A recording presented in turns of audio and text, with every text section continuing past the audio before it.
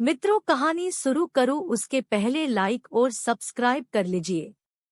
कच अपनी यात्रा की तैयारी करने लगा। सभी भाई और बहन उसकी यात्रा में काम आने वाली वस्तुओं की सूची बनाने लगे। दिशा निर्देशों का दौर चलने लगा। हर कोई अपने ज्ञान का प्रदर्शन करने लगा। जो कभी जिंदगी में अपने घर से बाहर नहीं गया, वह भी यात्रा में बरती जाने वाली सावधानियों को बढ़ा चढ़ाकर बताने लगा। ये करना और ये नहीं करना, इस संबंध में उसे बार बार याद दिलाया जाने लगा। रास्ते में क्या खाना है, क्या पीना है, इसकी पूरी सूची बन गई। अनजान लोगों से दूर ही रहना है, ज्यादा बात नहीं करनी है, आदि आदि बातें उसे समझाई जाने लगी। कच भी सबकी सुनता जा रहा था और मन ही मन मुस्कुराता जा रहा था कि सब लोग कितने उत्साहित हैं। उसकी यात्रा को लेकर सामान की सूची को देखने से पता चला कि बहुत सारा सामान हो गया था। उसका सामान पैक कराने में उसके बड़े भ्राता भारद्वाज भी उसकी मदद कर रहे थे। तभी गुरु बृहस्पति बोल पड़े, उसे अकेले करने दो, यह सब वह विद्या सीखने जा रहा है, कोई देशाटन करने नहीं जा रहा है।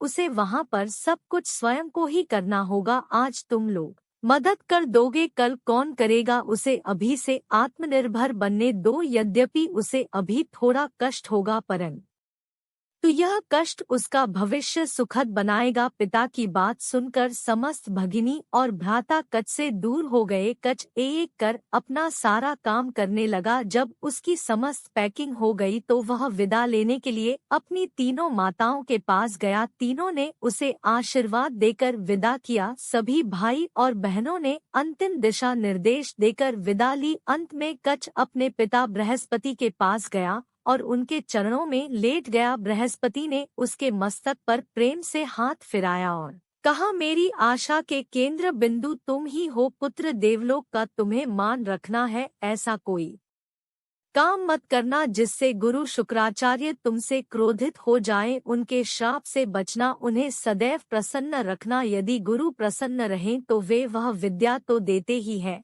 जो उन्हें देनी है, परंतु वे वह विद्या भी दे देते हैं जिसे वे देना उचित नहीं समझते हैं।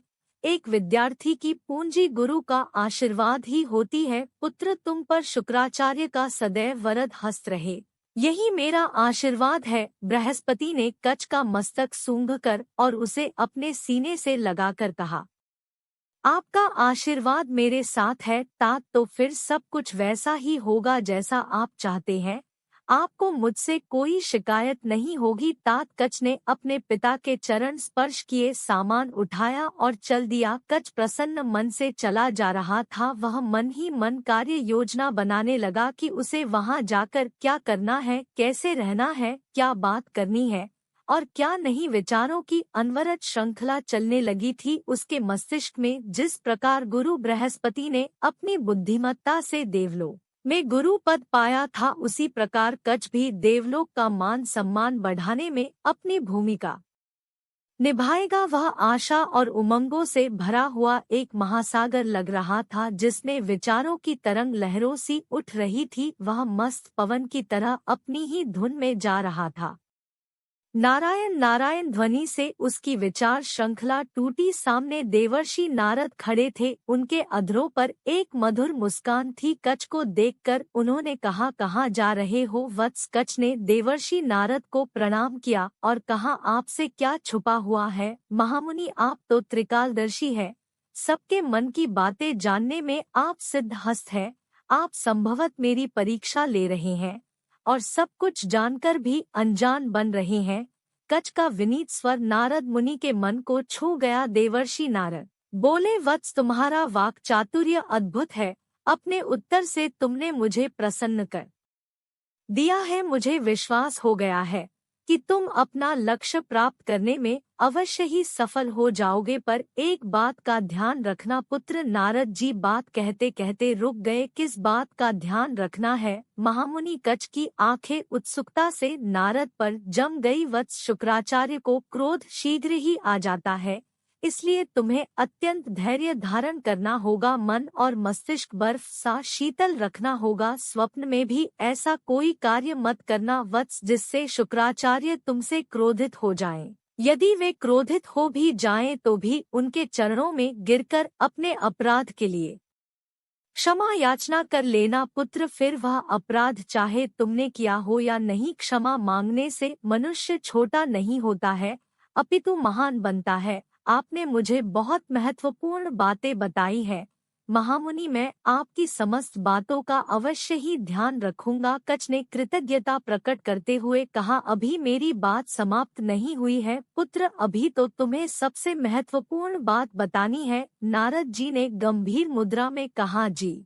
महामुनि बताइए। शुक्राचार्य, यदि देह है तो देही है, देवयानी देही के बिना देह का कोई अस्तित्व नहीं होता है। शुक्राचार्य के प्राण देवयानी में बसते हैं।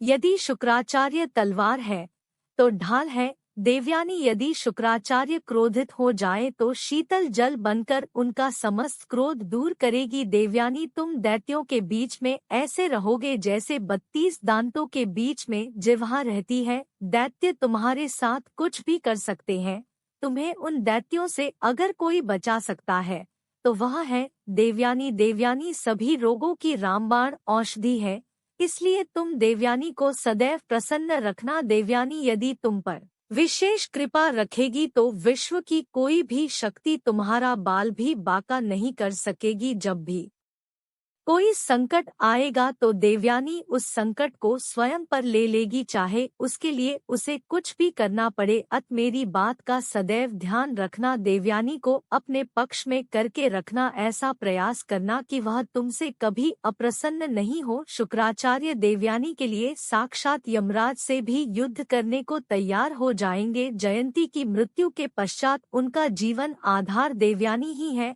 अत तुम्हारी सफलता का पथ देवयानी नामक वन से होकर जाता है। नारद जी ने बड़े भेद की बात कच को बताई।